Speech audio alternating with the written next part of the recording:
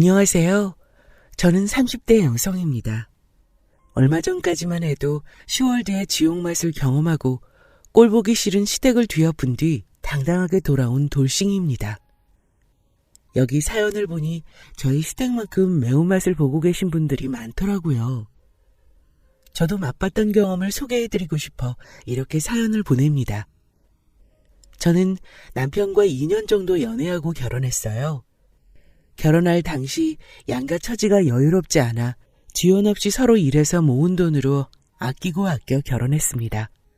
그런데 제가 결혼하고 덜컥 임신이 되었고 건강 문제로 직장을 그만두게 되었어요.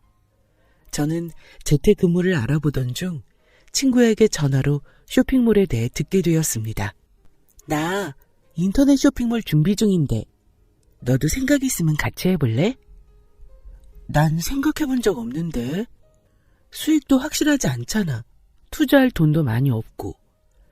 온라인으로 하는 거라 초기 창업 금액은 많이 안 들어가. 수익은 일정하지 않겠지만 자리 잡을 때까지는 기본적으로 다 그래. 그래도 전망은 나쁘지 않으니까 한번 생각해봐.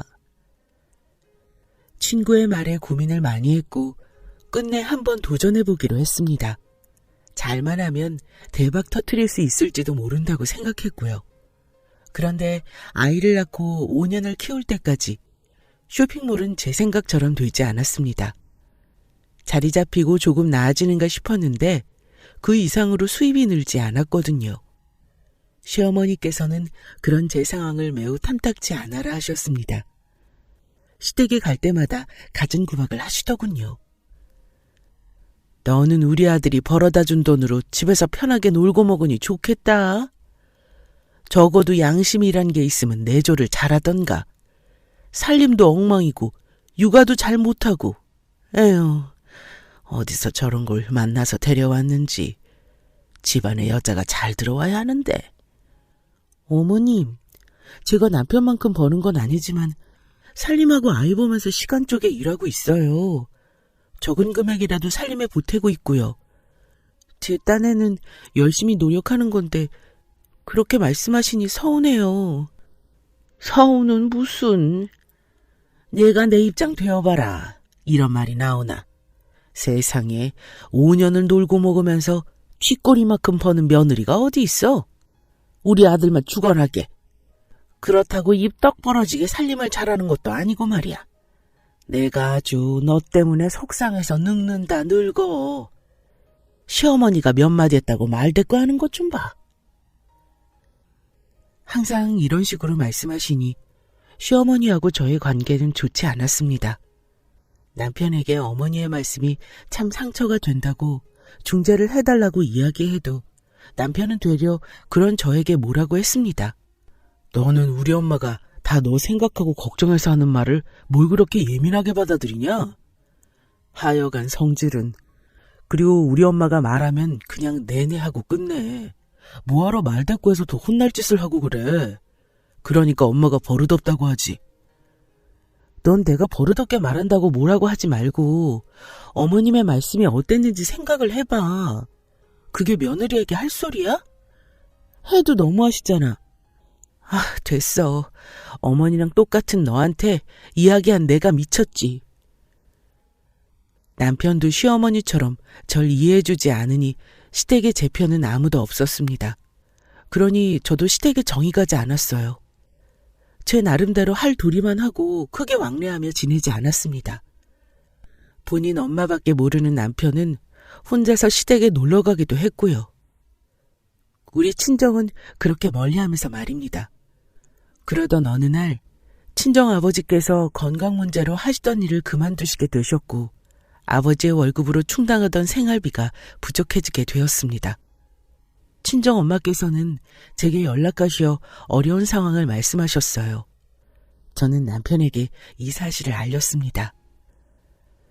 우리 아빠 건강 문제로 하시던 일 그만두셨어. 앞으로 생활비가 부족하시다고 하는데 내가 버는 돈에서 조금 떼어드려야 할 것 같아. 뭐? 쥐꼬리만큼 버는 돈에서 처갓집을 도와주겠다고? 그럼 우리 집은? 우리는 못 먹고 살 만큼 어렵지 않잖아. 당신도 벌고 있고. 나도 앞으로 노력해서 더 수익을 내보도록 할 테니까 연금 나오시기 전까지 조금만 도와드리자. 야, 그건 내 생각이고 나는 죽어라 일해서 너랑 아들 책임지느라 우리 집에 용돈다운 돈도 못 드리고 있는데 너는 지금 내가 버는 돈을 처가에 드리겠다는 게 말이 되냐?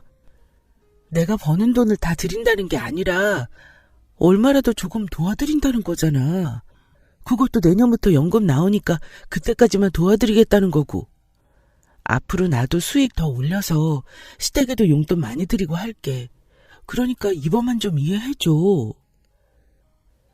친정이 어렵다는데 도무지 이해해주지 않고 그저 짜증내며 화를 내는 남편에게 참 서운하고 속상했지만 한편으로는 이해도 됐습니다. 그래서 그만큼 제가 앞으로 더 노력한다고 이야기도 했고요. 그러나 남편은 더 이상 제 이야기를 듣지 않고 저를 아주 이상하고 나쁜 며느리로 생각하더군요. 심지어는 우리 부부의 문제를 시어머니께 전화하여 시시콜콜 다 일러바쳤습니다. 이 사실을 알게 된 시어머니는 노발대발하며 전화하셨어요. 너는 어쩜 그렇게 이기적으로 못돼 먹었냐? 안 그래도 우리 아들만 죽어나라 고생하는구먼. 뭐? 앞으로 내가 버는 돈에서 친정을 도와줘? 그거 뭐 얼마나 번다고 거기서 또 누구를 도와줘? 너희 친정도 그렇다. 아니, 시집을 보냈으면 끝이지. 염치 없이 도와달란 말이 나오니? 나 같으면 내 자식 더 도와줘도 모자랄 판에 돈 빼갈 생각 못한다.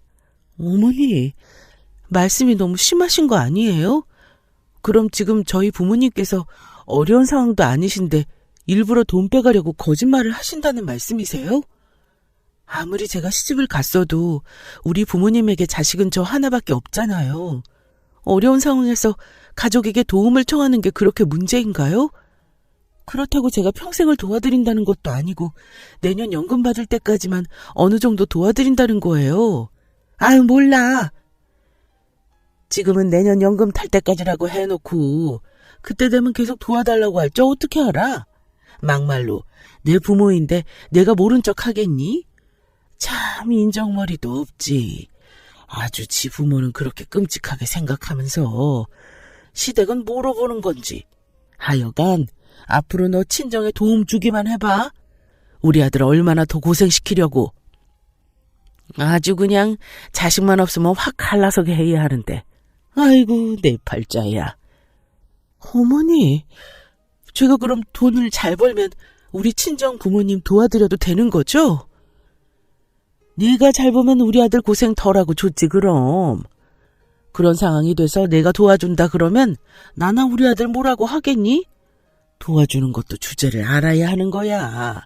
그리고 그렇게 정 도와주고 싶거든 내 말처럼 돈이나 잘 벌고 그런 소리 해라.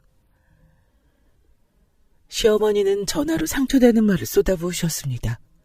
저는 그래도 어른으로서 어려운 사돈의 처지를 생각해 이해해 주실 줄 알았습니다. 그런 기대를 한 제가 어리석다는 것을 깨닫게 되었어요.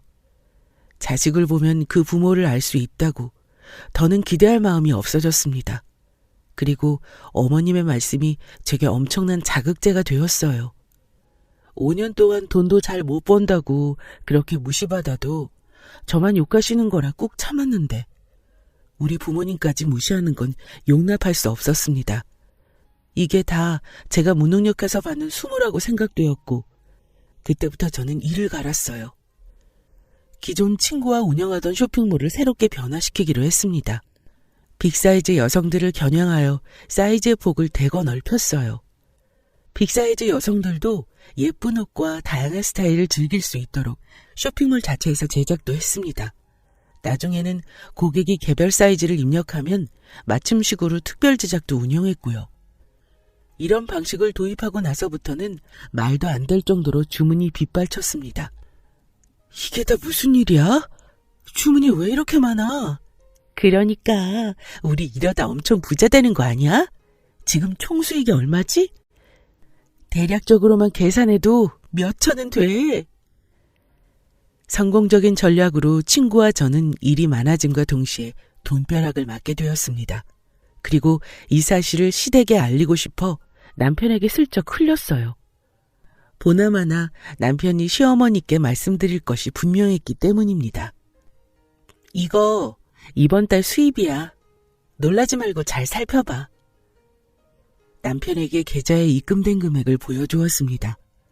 남편은 점차 눈이 커지더니 손으로 천천히 숫자를 세어보더군요. 이게 다 얼마야? 아니, 이게 이번 달 수익이라고? 어떻게 된 거야? 얼떨떨한 표정으로 입금 내역을 본 남편을 향해 저는 승리의 미소를 지으며 말해줬습니다. 5년 동안 쥐꼬리만하게 번다고 무시당해온 건 참았는데 우리 친정까지 무시하고 난리 피워서 이 악물고 벌었어. 이걸 고맙다고 해야 하나? 너랑 시어머님이 이 악물고 독하게 정신 차릴 수 있도록 도와줘서 앞으로 이것보다 더 벌 것 같아. 이제 너보다 몇십 배는 더 잘 버니까 우리 부모님 도와드리는 거 토달지 마. 내 능력으로 도와드리는 거니까. 남편에게 당당히 이야기하고 애초 생각했던 금액보다 더 크게 부모님을 도와드릴 수 있었습니다. 부모님은 큰돈에 놀라시며 받기 미안해하셨지만 딸이 큰돈을 벌 수 있는 능력이 생겼으니 괜찮다고 말씀드렸죠. 남편은 그 뒤로 사람이 360도 달라졌습니다. 정말 돈 앞에 장사 없다더니 결혼 생활하면서 잘하지 않았던 집안일도 하고 대신 아이도 봐주고 제게 다정스러운 말도 건네면서 잘 보이려 노력하는 모습이 보였습니다. 그런 모습을 보니 저도 대우받는 생활이 좋았습니다. 그렇게 몇 달이 흐르고 매출은 날이 갈수록 역대를 기록했어요. 친구와 저는 많은 돈을 벌게 되었고 그만큼 사업을 확장하기도 했습니다. 단순 온라인 쇼핑몰이 아닌 공장까지 차린 사장이 되었어요. 그 덕에 텅텅 비어있던 통장에 큰 돈을 모을 수 있었습니다. 그 사실을 아는 남편이 하루는 제게 와서 아쉬운 소리를 하기 시작하더군요. 자기야, 우리 이번에 아파트 전세 재계약해야 하는데 자기 돈 많이 벌었으니까 대출 받을 일 없겠네. 벌써 재계약할 때가 왔나? 시간 참 빠르네. 응, 그래서 말인데 자기 돈도 많이 벌었는데 우리 전세 말고 그냥 아파트 살까? 막말로 자기 돈도 엄청 많이 모았고 오른 전세값 내는 것보다 그냥 우리 집 딱 장만하는 게 더 낫지 않아? 요즘 집값 오르는 것도 장난 아니던데 더 이득 아니야? 그렇네. 이참에 집 하나 사서 이사 가야 하나? 그래, 우리 이참에 공동명의로 집 하나 딱 장만하자. 주변에서 얼마나 부러워하겠어? 잠깐, 왜 공동명의야? 우린 부부니까 당연히 공동명의지. 내가 죽어라 벌어서 내 돈으로 사는 건데 당신 명의는 아니지. 그건 그런데 그렇게 일일이 따지니까 서운하다. 나 돈 많이 못 벌 때 당신은 나보다 더 했거든? 됐고 공동명의 안 할 거니까 그렇게 알아. 조금의 국물이라도 떨어질까 들러붙는 남편에게 엄포를 놓고 이사갈 집을 알아보았습니다. 집 근처에 괜찮은 아파트가 있더군요. 나름 고급 아파트라 비싸긴 해도 미래를 보았을 때 값이 많이 오를 거라 생각했고 그 아파트로 알아보고 있었죠. 남편은 아내 덕에 좋은 집으로 이사 간다니 그저 좋은지 이 사실을 시댁에 자랑했습니다. 어느 날은 시어머니께서 저를 위해 맛있는 식사를 준비했다며 남편과 같이 오라고 하더군요. 용돈이 필요하신가 싶어 내키지 않았지만 어쩔 수 없이 남편과 시댁으로 향했습니다. 우리 며느리 왔니? 요즘 일한다고 고생이 많지? 일이 얼마나 많으면 얼굴이 아주 반쪽이 됐네. 내가 너 몸보신하라고 보양식으로만 준비했다? 얼른 먹어라. 돈 못 벌 때는 며느리는 죽어라 집안일만 시키고 아들 입에 들어가는 것만 생각하시던 시어머니가 제게 다른 태도를 보이시니 한편으론 내가 진짜 성공하기는 했구나 싶었습니다. 그리고 남편이 누구를 닮아 이렇게 속물인가 했는데 다 시어머니를 닮은 것이었더군요. 시어머니께서 준비하신 밥을 먹고 용돈이나 드리고 슬슬 가야겠다고 했는데 귀엽고 천천히 과일도 먹고 가라고 하시더군요. 이때부터 뭔가 느낌이 싸한 게 꿍꿍이가 있다 싶었습니다. 아니나 다를까 시어머니는 과일을 먹는 제게 이사 이야기를 꺼내시더군요. 너희 이번에 엄청 좋은 아파트로 이사할 생각이라며? 그런 거 보니까 우리 며느리가 정말 성공하긴 했나 보다. 이참에 아파트를 산다고 하니. 엄마, 이 사람 통장에 돈 장난 아니게 많이 모았어. 우리 이제 부자라니까? 아이고, 그렇게나? 너희 이러다가 진짜 큰 부자 되는 거 아니야? 저기, 우리 며느리, 내가 그래서 하는 말인데 부탁 하나만 들어주면 안 될까? 무슨 부탁이요? 너 신우 말이다. 결혼하고 월세 내면서 살고 있잖니. 너희 집처럼 집 한 채 살 여유도 없고 전세는커녕 월세가 웬 말이니 글쎄. 한 달에 내는 월세도 만만치 않다고 하는데 옆에서 지켜보는 내가 아주 다 짠하다 짠해. 그래서 내가 생각을 해봤는데 우리 며느리 집 한 채 살 만큼 돈도 많이 벌었으니 손 윗사람으로서 신혼에 먼저 챙겨주는 게 어떠니? 네? 그게 무슨 말씀이세요? 아니 막말로 너희는 지금 전세니까 당장 집 사야 하는 상황은 아니잖아. 그런데 신우는 한 달 벌어 월세로 큰돈 빠져나가는데 그러다 어느 세월에 돈 모아서 너희처럼 집 사보겠니? 이참에 돈 잘 버는 우리 며느리가 기세 온다 생각하고 신우 먼저 좀 도와주지 않으련? 너희가 사려는 집은 아니어도 여기 근처에 괜찮은 곳도 많던데. 신우 명의로 한 채 사줘도 되지 않을까 해서. 그러니까 어머님, 지금 우리 집 사려는 돈으로 아가씨 집을 먼저 사달라고 하시는 거예요? 뭔 말이 돼야 저도 못 이기는 쪽 들어드리지. 이건 너무 억지 아닌가요? 집 한 채 값이 어디 애 이름도 아니고 제가 사줘야 할 이유도 없죠. 그리고 아가씨 결혼할 때는 그래도 남편이 오빠라고 체면 세우고 싶다 그래서 신혼집에 1,000만 원 보태줬어요. 정작 우리 결혼할 때 아가씨는 아무것도 안 했지만요. 그래도 저 이해했어요. 오빠로서 그 정도는 할 수 있겠다 싶어서요. 그런데 이건 아니죠. 아니 얘, 너는 돈도 잘 번다면서 그 정도도 하나 못 해주니? 아주 돈 좀 번다고 유세를 떠는구나. 이번 기회에 윗사람이 통 크게 집 한 채 해결해주면 얼마나 좋니? 가족 좋다는 게 뭐야? 정말 너 독하다 독해. 어머니, 말씀 잘하셨어요. 가족 좋다는 게 뭐냐고요? 우리 친정 부모님 힘들어서 제가 생활비 챙겨드려야 할 때 어머님 뭐라 그러셨어요? 다 늙어서 딸 등골 빼먹는 부모로 만드셨잖아요. 그때 가족은 서로 도와야 한다는 제 말에 얼마나 반대하셨냐고요. 정말 어머님 유리한 것에만 가족 운운하시네요. 아무튼 전 아가씨한테 집 사줄 마음 조금도 없어요. 아가씨가 남편 동생이긴 하지만 저한테 그렇게 중요한 존재는 아니에요. 어머님은 딸이시니까 마음 아프셔서 제게 이런 말씀 하시는 거고요. 그러니 그렇게 아가씨 도와주고 싶으시면 어머님 집 팔아서 보태주세요. 그게 맞는 거죠. 뭐야? 이게 돈 좀 번다고 미쳤나?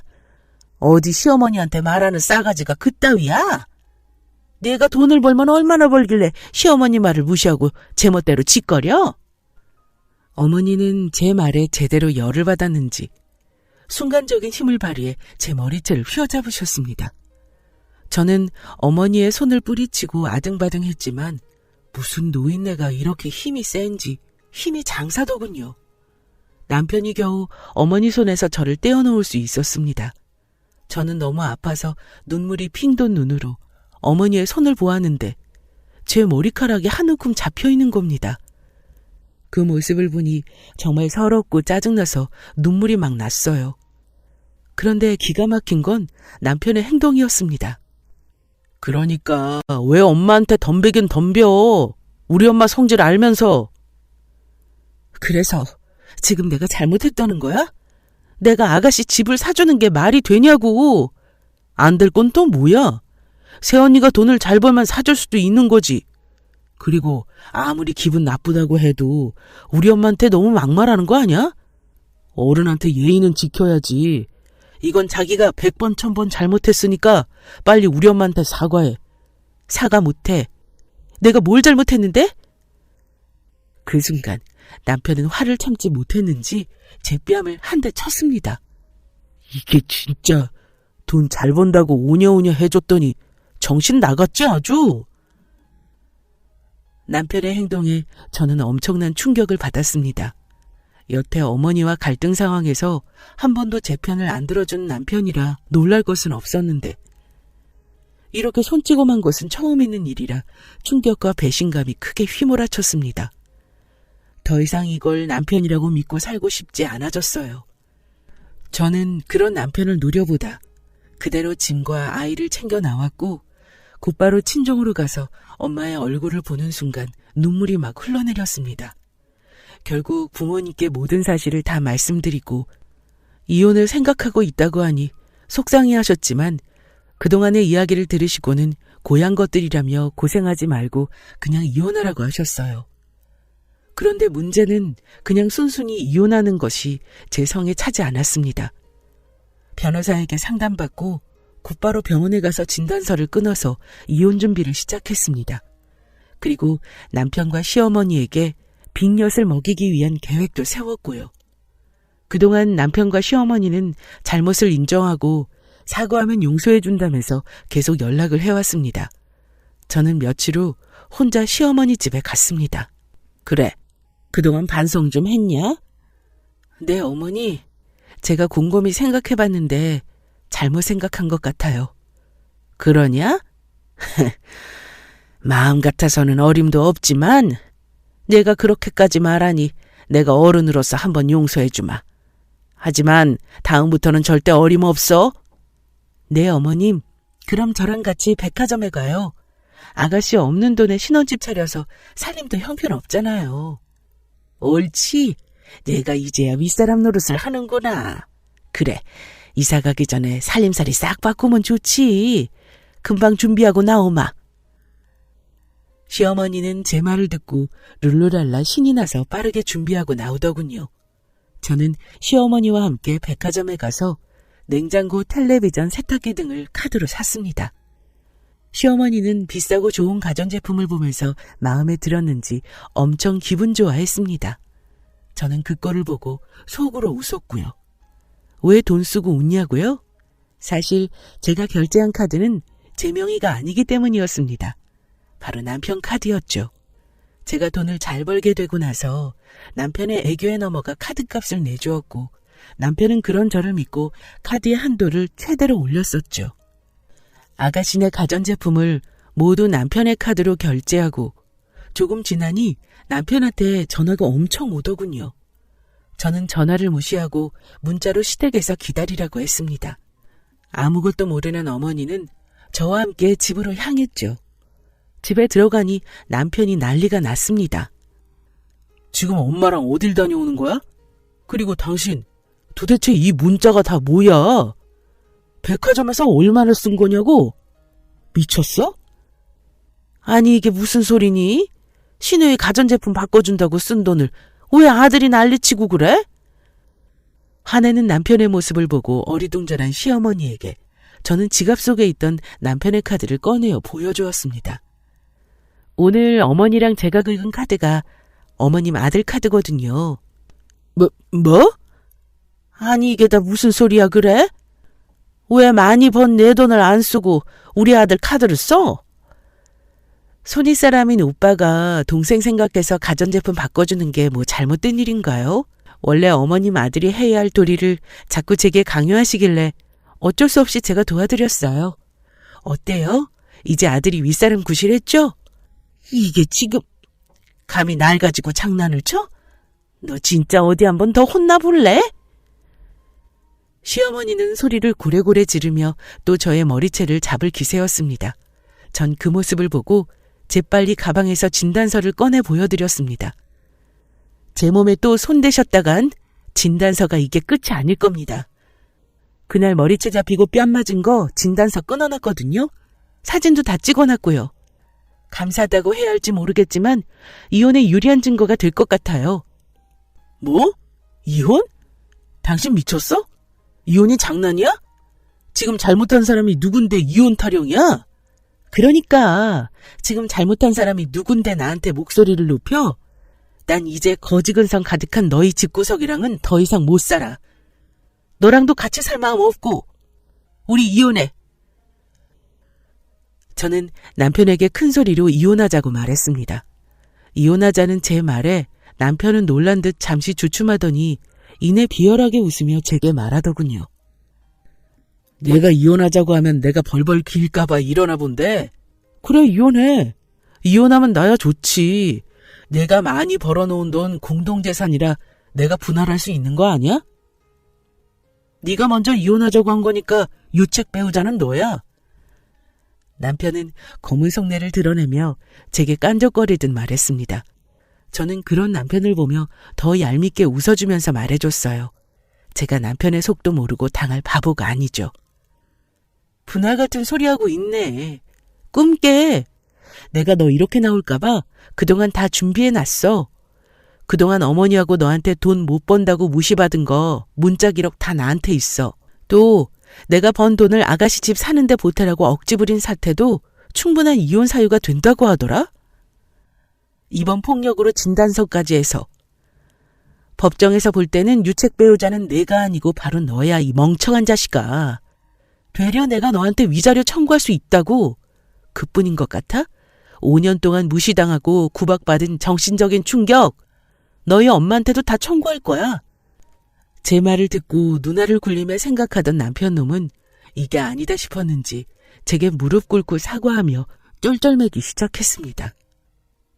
자기야, 진짜 우리 이렇게까지 싸워야 해? 나 정말 자기랑 행복하게 살아도 부족한데 이렇게 싸우기 싫어. 곰곰이 생각해보니까 그동안 자기가 한 말이 다 맞아. 엄마랑 내가 잘못했어. 엄마도 뭐해? 빨리 사과하지 않고. 솔직히 우리 아내가 힘들게 고생해서 번 돈을 왜 동생한테 쓰라고 해? 이제부터는 내가 엄마 말 다 안 듣고 무조건 자기 편 들게. 진짜야. 내가 진짜 생각해보니까 우리 엄마 말이 다 틀려. 그걸 너무 늦게 깨달아서 미안해, 자기야. 남편의 되지도 않는 소리를 듣고 있자니 헛웃음만 나왔습니다. 남편의 말과 태도에 어머니는 적잖은 충격을 받은 것 같고요. 저는 그러거나 말거나 카드를 남편 손에 건네주면서 말했습니다. 이제라도 알았으면 됐어. 그래도 마지막은 사람으로 보일 수 있게 해줘서 고맙다. 그리고 이거 내 카드 돌려줄게. 꼭 동생한테 생색내고. 연락할 테니까 법원에서 보자. 남편은 계속 잘못했다며 저를 따라 나오며 빌었지만 저는 그런 남편을 무시한 채 제 갈 길 갔습니다. 시어머니는 멍하니 서 있기만 했고요. 졸졸 따라 나오는 남편은 뒤로하고 택시 타고 친정으로 돌아왔고 남편은 친정에도 찾아오고 제게 계속 연락해대며 잘못했다고 싹싹 빌고 있습니다. 아이를 생각해서 좋게 이혼하자고 하였으나 싫다며 매달리길래 바로 이혼 소송으로 들어갔고 이혼은 제게 유리한 쪽으로 마무리되었습니다. 비싼 변호사를 고용했더니 재산도 지킬 수 있었고 아이도 제가 키울 수 있게 되었죠. 그리고 시어머니에게 정신적 보상금도 받을 수 있었습니다. 이후에도 남편은 자신을 다시 받아달라며 찾아오는 통에 적금금지 신청도 했으나 이참에 이사를 해야겠다 생각해서 부모님과 아이를 데리고 고급 아파트를 한 채 사서 이사했습니다. 그리고 부모님, 아이와 함께 평화로운 나날을 보내고 있어요. 말도 안 되는 억지로 복을 찾으니 아마 남편과 시어머니는 평생 땅을 치며 후회할 겁니다. 긴 글 들어주셔서 감사합니다.